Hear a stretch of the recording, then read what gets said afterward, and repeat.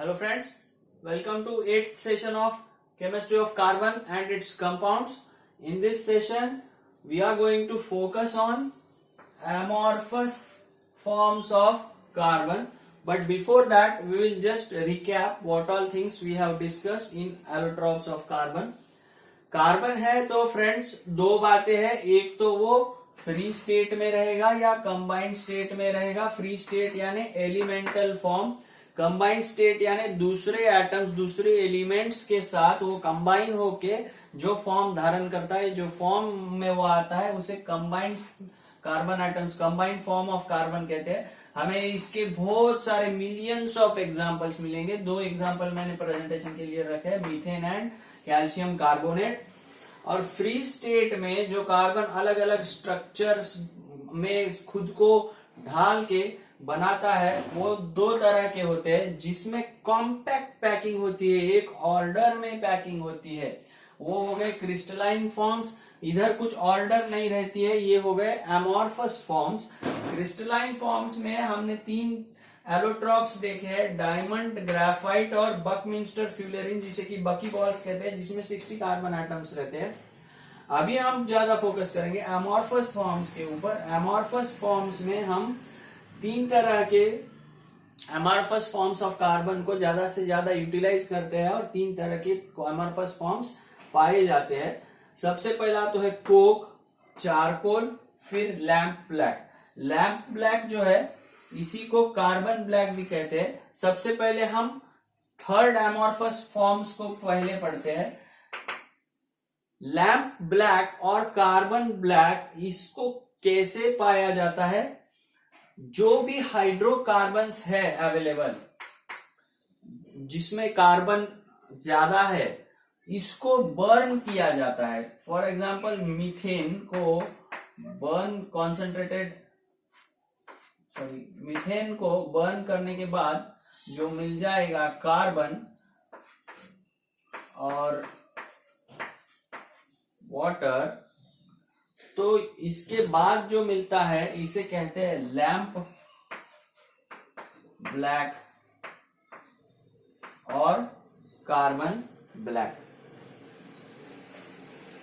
और next is second one, charcoal. ये बड़े काम की चीज है फ्रेंड्स. क्यों? क्योंकि ये बहुत पोरस रहता है, इसमें पोर्स बहुत रहते हैं. चारकोल तीन तरह के हम ऑब्टेन करते हैं. एक लकड़ी को जला के, वुड चारकोल, और बोन्स से और शुगर के बर्निंग से. तो ये इसकी पोरस नेचर की वजह से इंडस्ट्री में ये सबसे ज्यादा यूज में आता है, क्योंकि जो भी पोल्यूटेंट्स है उसमें से बाहर निकलने वाले इन पोल्यूटेंट्स को ये चारकोल के ऊपर एब्सॉर्ब कर लेते हैं. और एनिमल और शुगर चारकोल तो कलरिंग मटेरियल, जैसे कि डाइज की इंडस्ट्री है, समझो पेंट्स की इंडस्ट्री है, तो इन सारे इंडस्ट्रीज में इसका इस्तेमाल किया जा सकता है. वो कलरिंग मैटर जो है वो बाहर ना जाए, वेस्ट वाटर में मिक्स होके पानी दूषित ना हो, इसलिए पोल्यूशन को कंट्रोल करने के लिए एनिमल और शुगर चारकोल का इस्तेमाल किया जाता है. ये एक पोरस रहने की वजह से, पोरस नेचर की वजह से ये बहुत अच्छे से दूसरी चीजों को एब्सॉर्ब कर सकते हैं. एब्सॉर्ब नहीं, एब्सॉर्ब. ओके. उसके बाद में है कोक. फ्रेंड्स, कोक जो है ये एक बाय प्रोडक्ट है, रेसिड्यू. जब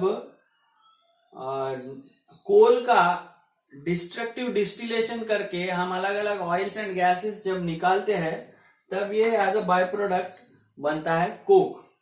तो ये कोक भी एक एमॉर्फस फॉर्म ऑफ कार्बन है. अगर आप ऑब्जर्व करेंगे ये सब कैसे हैं, इम्प्योर फॉर्म्स है. मतलब ओरिजिनल कार्बन कंटेनिंग हाइड्रोकार्बन्स और कार्बन हाइड्रोजन कंटेनिंग हाइड्रोकार्बन से, या फिर दूसरे कार्बन जिसमें कंबाइंड फॉर्म में है, उन कार्बन के फॉर्म्स से इनको पाया गया है. ये प्योर फॉर्म्स नहीं है, किसी चीज को बर्न करके ही इसे बनाया गया है. जैसे कि डायमंड है, ये सब क्या है, प्योर फॉर्म्स है, एलिमेंटल फॉर्म्स, किसी और चीज से इनको बनाया गया नहीं है. तो इस तरह के एमॉर्फस फॉर्म्स है फ्रेंड्स, जो हमारे डे टू डे लाइफ में ये बहुत ही ज्यादा हम इस्तेमाल करते हैं इनका। तो ये तो हो गया एलोट्रॉप्स के बारे में, एलोट्रॉप्स ऑफ कार्बन। बहुत सारे स्टूडेंट्स आइसोमर और एलोट्रॉप्स में कंफ्यूज होते हैं। मेरे 4th और 5th सेशन में डिटेल में मैंने बताया है कि how to distinguish between isomers and allotropes. और next is in the next session we will see isomers, what is isomerism. तो आपको ये और ज्यादा पक्का हो जाएगा कि आइसोमर्स कितने टाइप के रहते हैं, कैसे बनते हैं। थोड़ा सा ब्रीफिंग तो मैंने किया था आपको पिछले सेशन में कि how allotropes are different from isomers, but in little more detail we will see what is isomerism and what are isomers in our next session. Thank you friends.